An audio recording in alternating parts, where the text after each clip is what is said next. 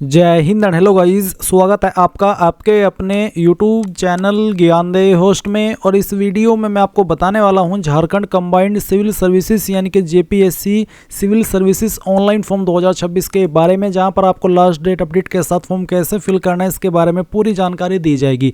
Guys, इस form को fill करने की लास्ट डेट आपकी 14 फरवरी 2026 है, जो कि आपकी नज़दीक है। मे भी आपके पास सिर्फ 2 से 3 दिन का ही समय उस फॉर्म को भरने का। क्या पता इस वीडियो को आप उसी दिन देख रहे हो जिस दिन लास्ट डेट हो। तो ऐसे में यहाँ पर आपको अगर इसमें अप्लाई करना है और आप इसमें एलिजिबल है तो जितना जल्दी हो सके अप्लाई कर लीजिए, क्योंकि लास्ट डेट आगे बढ़ने की जरा भी उम्मीद नहीं लग रही है। तो चलिए शुरू करते हैं और इसके बारे में जान लीजिए स्टेप बाय स्टेप, ओटीआर से लेकर प्रिंट तक कंप्लीट प्रोसेस। और अगर आपने अभी तक वीडियो को लाइक शेयर नहीं किया हो तो कर दे और चैनल को सब्सक्राइब करके बेल आइकन ऑन कर ले। फिर जो लिंक वीडियो को डिस्क्रिप्शन में दिया हुआ है आप ओपन कर लेना। आपको जानने को मिलेगा कि इसमें 103 पोस्ट निकाली गई है। एनी ग्रेजुएट कैंडिडेट इसमें अप्लाई कर पाएंगे। एज लिमिट 21 से 35 साल के बीच रखी गई है। फीस जनरल ओबीसी के लिए 100 और SC ST के लिए 50 है। फिर आपको यहाँ पर जो सिलेक्शन प्रोसेस है और जो सैलरी है वो देखने को मिल जाएगी। सभी इन्फॉर्मेशन चेक करने के बाद अगर आप इसमें अभी तक अप्लाई नहीं किए हो तो गाइज इंपॉर्टेंट लिंक के सेक्शन में आइए और अप्लाई ऑनलाइन लिंक ओपन कीजिए। इसके बाद आपके सामने यहाँ पर कुछ ऐसा इंटरफेस आ जाएगा। यहाँ पर आ जाने के बाद में गाइज मैं आपको बता दूं कि अगर आपने इस वेबसाइट के ऊपर पहले से OTR करके रखा है तो गाइज आप डायरेक्टली आपका रजिस्टर्ड नंबर और यहाँ पर जनरेट OTP के ऊपर क्लिक करके उस नंबर के ऊपर OTP जाएगा, वो यहाँ पर डाल करके कैप्चा कोड फिल करेंगे और लॉगिन हो जाएंगे। फिर आप इस वीडियो को स्किप करके वहाँ से देखिए जहाँ से मैंने इसमें OTR करने के बाद का प्रोसेस बताया है। बट गाइज अगर आप फ्रेशर है, आपने इस वेबसाइट का इस्तेमाल करके ना पहले कोई फॉर्म भरा है और ना अभी तक कोई फॉर्म भरा है, यानी कि आप पहली बार इस वेबसाइट का इस्तेमाल करके कोई फॉर्म भरने वाले हैं, तो पहले आपको इसमें अकाउंट क्रिएट करना होगा, यानी कि रजिस्टर होना होगा। इसके लिए आप यहाँ पर क्या करेंगे, न्यू रजिस्ट्रेशन इसके ऊपर क्लिक करेंगे। इसके बाद आपके सामने कुछ ऐसा इंटरफेस आएगा।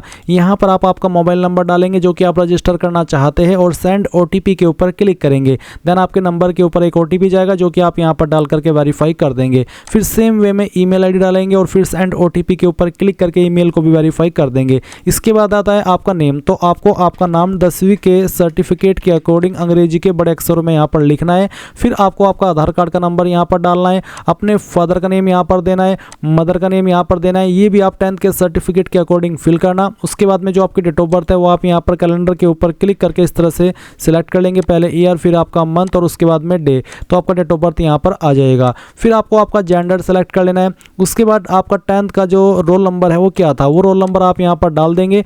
अगर आप कोई अन्य नंबर यूज करते हैं मोबाइल वाला, वो आप यहाँ पर डाल सकते हैं, नहीं तो आप चाहते हो इस ऑप्शन को खाली भी छोड़ सकते हैं। फिर आपसे पूछा कि क्या आपने 10वीं के बाद में कभी आपका नाम बदला है। अगर हाँ तो यस करने पर आपको जो नाम आपने बदल के रखा है वो यहाँ पर डालेंगे। अगर नहीं बदला है तो नो करके यहाँ पर सभी जानकारी चेक करते हुए सेव एंड नेक्स्ट इसके ऊपर क्लिक करेंगे। अब जो इन्फॉर्मेशन आपने भरी है वो आपके सामने है। आप सभी डिटेल्स अच्छे से चेक कर लीजिए, क्योंकि ये डिटेल्स आपको बाद में एडिट करने का मौका नहीं मिलेगा। इसलिए आपके नाम की स्पेलिंग, आपके फादर नेम, मदर नेम और जो आपकी DOB है, इनको आपको अच्छे से चेक कर लेना है। और फिर आप जब पूरी तरीके से श्योर हो जाए कि हाँ सही है तो आप आई एग्री इसके ऊपर क्लिक करेंगे। इसके बाद में गाइज आपको बोला है कि OTR number and password assigned successfully, और आपको यहाँ पर SMS के माध्यम से डिटेल्स भी सेंड कर दी गई है। OTR नंबर आपकी डिस्प्ले के ऊपर भी है, ये नंबर आप यहाँ से नोट कर लेना या स्क्रीनशॉट ले लेना। और उसके बाद आप क्लिक हियर टू लॉगिन इसके ऊपर क्लिक करेंगे। इसके बाद आपके सामने यहाँ पर लॉगिन का पेज आ जाएगा। आप यहाँ पर 3 माध्यम से लॉगिन हो सकते हैं। पहला है मोबाइल नंबर और आपका OTP, फिर ईमेल ID और OTP, तीसरा है OTR नंबर और आपका पासवर्ड।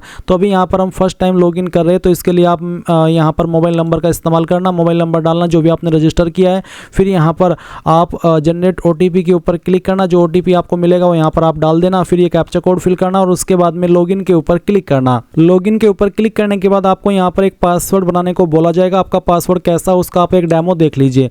पासवर्ड के अंदर इंग्लिश का कैपिटल लेटर कम से कम 1, स्पेशल कैरेक्टर भी कम से कम 1 होना चाहिए और स्मॉल लेटर भी कम से कम 1 होना चाहिए। साथ ही पासवर्ड के अंदर डिजिट भी होना चाहिए। तो कुछ इस तरह का पासवर्ड आप बना लेंगे और पासवर्ड की लेंथ 8 से 15 कैरेक्टर के बीच में रहनी चाहिए। तो आप पहले पासवर्ड डालिए और फिर उस पासवर्ड को दोबारा डाल करके यहाँ पर वेरीफाई कीजिए एंड देन आप यहाँ पर सबमिट के ऊपर क्लिक करेंगे। अब गाइज यहाँ पर आपके सामने कुछ ऐसा इंटरफेस आ जाएगा। यहाँ पर आ जाने के बाद में आप बाकी की OTR डिटेल कंप्लीट करेंगे। इसके लिए आपको क्या करना है, आपको लेफ्ट साइड में OTR डिटेल इसके ऊपर क्लिक करके एडिट के ऊपर क्लिक करना है। देन यहाँ पर जो आपने पर्सनल डिटेल आपकी भरी थी वो आपके सामने है। यहाँ पर अगर आप इनमें जो बिल्कुल व्हाइट में सेक्शन में देख पा रहे डिटेल्स, अगर इनमें से कोई जानकारी एडिट करना चाहते तो वो आप कर भी सकते हैं। ये चेक करने करने के बाद आपको सेव एंड नेक्स्ट के ऊपर क्लिक करना है।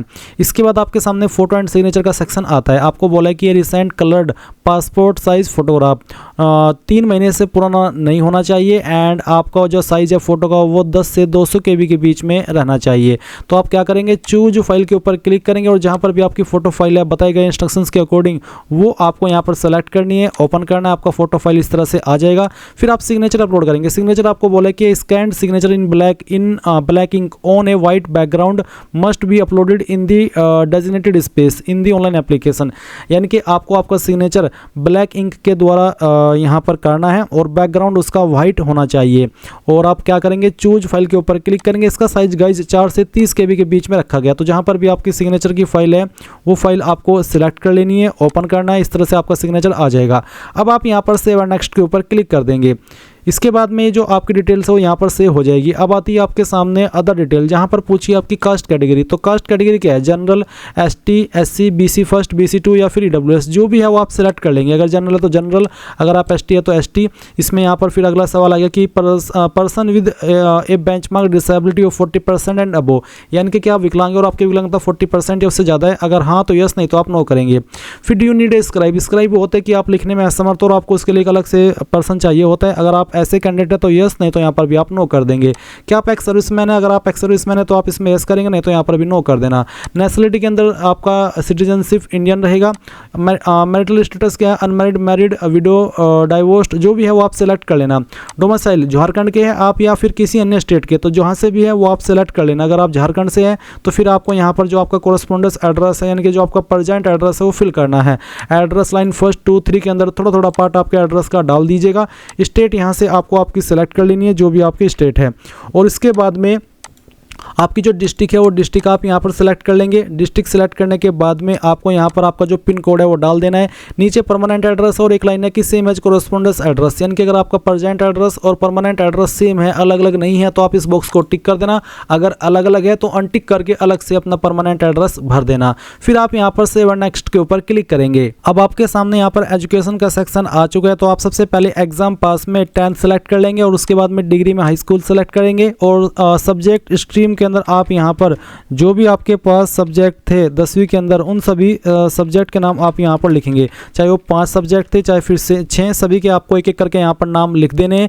नेम ऑफ इंस्टीट्यूट कॉलेज, कहाँ से आपने आपकी 10वीं किया उस स्कूल कॉलेज का नाम आपको यहाँ पर एंटर कर देना है। पूरा नाम आप यहाँ पर डाल दीजिएगा। किस बोर्ड के द्वारा आपने आपकी 10वीं की है उस बोर्ड का नाम आपको यहाँ पर एंटर कर देना है। चाहे वो आपका झारखंड बोर्ड हो, CBSE बोर्ड हो, ISSC बोर्ड हो या फिर किसी अन्य स्टेट का बोर्ड हो, आप यहाँ पर उस बोर्ड का नाम लिख देंगे। आपकी क्वालिफिकेशन कंप्लीट है या अभी आप कर रहे हैं, तो आप कंप्लीट है तो कंप्लीट सेलेक्ट कर लेना। उसके बाद में यहाँ पर पूछा है आपसे रजिस्ट्रेशन पासिंग मंथ, किस महीने के अंदर आपने पास कर ली थी वो आप सेलेक्ट कर लेंगे। और किस साल के अंदर आपने पास कर ली थी वो साल भी आपको यहाँ पर सेलेक्ट कर लेना है। उसके बाद में कितने नंबर आपको आए थे वो यहाँ पर डालेंगे और कितने में से आए थे वो आप यहाँ पर डाल देंगे। परसेंटेज आपकी ऑटोमेटिकली कैलकुलेट कर ली जाएगी। जिसके नंबर परसेंटेज के अंदर नहीं है यानी कि CGPA के अंदर है तो उनको अपने CGPA को मार्क्स में कन्वर्ट करना है और फिर यहाँ पर फिल करना है। क्लास ग्रेड आपकी क्या है वो आप यहाँ पर सेलेक्ट कर लेंगे। इसके बाद में सर्टिफिकेट नंबर 10th का आप यहाँ पर डालेंगे और ऐड के ऊपर क्लिक करके इसको ऐड कर देंगे। अब आपकी ये जानकारी यहाँ पर ऐड हो जाएगी। सेम वे में आपको आपकी 12वीं की इन्फॉर्मेशन भरनी है तो आप यहाँ पर 12th डिप्लोमा सेलेक्ट करेंगे। फिर डिग्री में आपको बताना इंटरमीडिएट है या फिर डिप्लोमा है, जो भी है वो आप सेलेक्ट कर लेना। उसके बाद में आपके जो सब्जेक्ट कितने थे वो आप यहाँ पर डाल देंगे। उसके बाद आपको यहाँ पर आपके स्कूल कॉलेज का नाम एंटर करना है। जिस भी स्कूल कॉलेज से आपने आपकी जो 12वीं है वो की है, किस बोर्ड के द्वारा की है उस बोर्ड का नाम भी आपको यहाँ पर डाल देना है।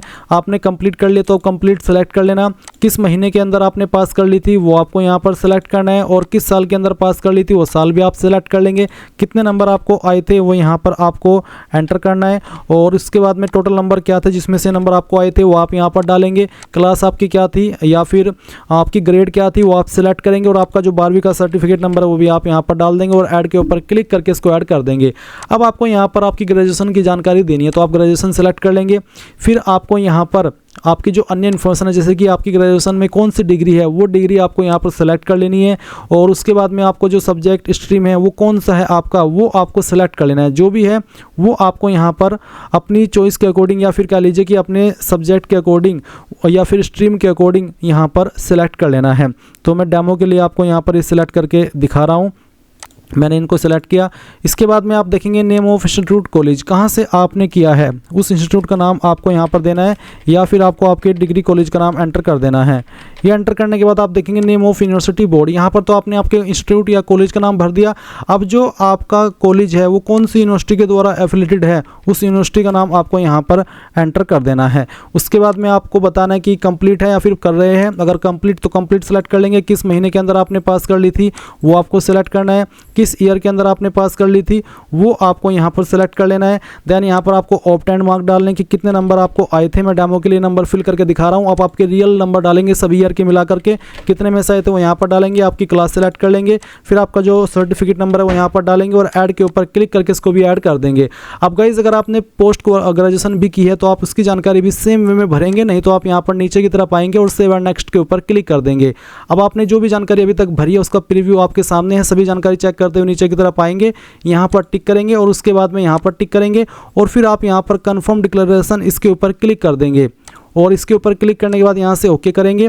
ओके करने के बाद में गाइज अगर आप OTR की डिटेल्स को प्रिंट करना चाहते तो प्रिंट एप्लीकेशन के ऊपर क्लिक करके प्रिंट कर लेंगे और इसके बाद फिर आपको प्रोसीड टू फाइनल स्टेप इसके ऊपर क्लिक करना है। अब आप देखेंगे कि जो आपका OTR है वो कंप्लीट हो चुका है। कंप्लीट हो जाने के बाद में आप देखेंगे to apply, please click here to apply, आप यहाँ पर क्लिक हियर टू अप्लाई इसके ऊपर क्लिक करेंगे। अब गाइज आपको यहाँ पर वो सभी पोस्ट देखने को मिलेगी जो कि करंटली फिल की जा रही है, बट अभी आपको फोकस करना है झारखंड कंबाइंड सिविल सर्विसेज यानी कि इस वाली पोस्ट पर जो कि यहाँ पर आपको दी गई है, जिसके फॉर्म फिल करने की स्टार्टिंग डेट 31 जनवरी 2026 है और फॉर्म फिल करने की लास्ट डेट आपकी 14 फरवरी 2026 है। तो आपको यहाँ पर क्लिक हियर टू अप्लाई इसके ऊपर क्लिक करना है। इसके बाद आपके सामने यहाँ पर कुछ इस तरह से इंस्ट्रक्शंस आएंगे, आप इन सभी इंस्ट्रक्शंस को चेक करते हुए यस आई एग्री इसके ऊपर क्लिक करेंगे। देन गाइज यहाँ पर आपके सामने कुछ सवाल आएगी जिनका आंसर आपको करना है। जैसे कि पहला सवाल है कि whether you are presently employed of Jharkhand government की, यानी कि आप करंटली झारखंड गवर्नमेंट के अंदर काम कर रहे हैं, आप परमानेंट एम्प्लॉय है झारखंड गवर्नमेंट के,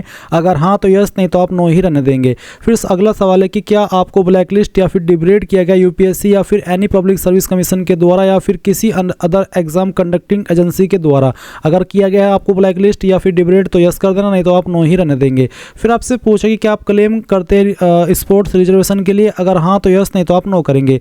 इसके बाद नीचे एक सवाल है कि mention the relationship if you are the relative of chairman member gazetted non gazetted employee of JPSC, अगर आप जेपीएससी के chairman member gazetted non gazetted employee के कोई रिलेशन में है तो आपको यहाँ पर बताना कि वो आपके क्या लगते हैं, जैसे कि चाचा, ताऊ, ताई, कुछ भी जो भी लगते हैं वो यहाँ पर आप बताएंगे। अगर नहीं है तो आप यहाँ पर इसको खाली छोड़ देंगे और नीचे सेव एंड नेक्स्ट के ऊपर क्लिक करेंगे। अब आपके सामने यहाँ पर पेमेंट का इंटरफेस आ चुका है, तो आपकी कैटेगरी के ऊपर जो भी फीस एप्लीकेबल होती है वो आपको यहाँ पर देखने को मिलेगी। आपको पे नाउ के ऊपर क्लिक करना है। पे नाउ पर क्लिक करने के बाद आपके सामने पेमेंट का पेज आ चुका है। आप आपकी fees credit card, debit card, UPI, CBDC या फिर नेट बैंकिंग यानी कि इनमें से जिस माध्यम का इस्तेमाल करके जमा करना चाहिए कर सकते हैं। अगर आप यूपीआई सेलेक्ट करते हैं तो आपको यहाँ पर सेलेक्ट करना है कि आप क्यूआर कोड के माध्यम से करना चाहते हैं या फिर यूपीआई आईडी। तो मैं यहाँ पर जनरेट क्यूआर कोड इसके ऊपर क्लिक करता हूँ और क्यूआर कोड के माध्यम से आपको फीस पे करके दिखाता हूँ। तो जैसे आप क्यूआर कोड स्कैन कर लेंगे आपके मोबाइल के अंदर आपको फीस पे करने का विकल्प मिल जाएगा और जैसे ही आप फीस जमा कर देंगे और वो सक्सेसफुल हो जाएगी तो देख लीजिए आपको ऑटोमेटिकली इसी वेबसाइट के ऊपर रिडायरेक्ट किया जाएगा जहां से आपने फॉर्म फिल करना स्टार्ट किया था और जो आपके बाकी का प्रोसेस है इस फॉर्म को फिल करने का वो आप कंप्लीट करेंगे। आप यहाँ पर देख लीजिए पेमेंट स्टेटस आपके सामने आ चुका है। अभी आप जो आपका बाकी का प्रोसेस है वो कंप्लीट करिए। आप इसका स्क्रीनशॉट ले लीजिए या फिर इसको सेव कर लीजिए क्योंकि बहुत ही महत्वपूर्ण इन्फॉर्मेशन है। फिर आप नेक्स्ट के ऊपर क्लिक करेंगे। नेक्स्ट के ऊपर क्लिक करने के बाद में यहाँ पर आपके सामने इस तरह से इंटरफेस आएगा जैसे कि आप वीडियो में देख सकते हैं। सभी इन्फॉर्मेशन चेक करने के बाद आप यहाँ पर डिक्लेरेशन में टिक करेंगे, I confirm that this is my signature, इसके ऊपर टिक करेंगे और उसके बाद में कन्फर्म डिक्लेरेशन के ऊपर क्लिक करके यहाँ से ओके कर देंगे। इसके बाद आप यहाँ पर अगेन नीचे की तरफ आएंगे और आपको यहाँ पर प्रिंट एप्लीकेशन के ऊपर क्लिक करके आपका जो फॉर्म है वो प्रिंट कर लेना है। अगर प्रिंटर ना हो तो पीडीएफ के रूप में सेव कर लेना। ये देख लीजिए पीडीएफ के रूप में ये ऑटोमेटिकली आपके डिवाइस के अंदर डाउनलोड हो जाएगा। अब आप क्या करेंगे, प्रोसीड टू फाइनल स्टेप, इसके ऊपर क्लिक करेंगे। अब आप देख सकते हैं एप्लीकेशन सबमिटेड, यानी कि आपका फॉर्म जो है वो फाइनल सबमिट हो चुका है। इस तरह से गाइज आप लोग JPSC civil services online form 2026 भर पाएंगे।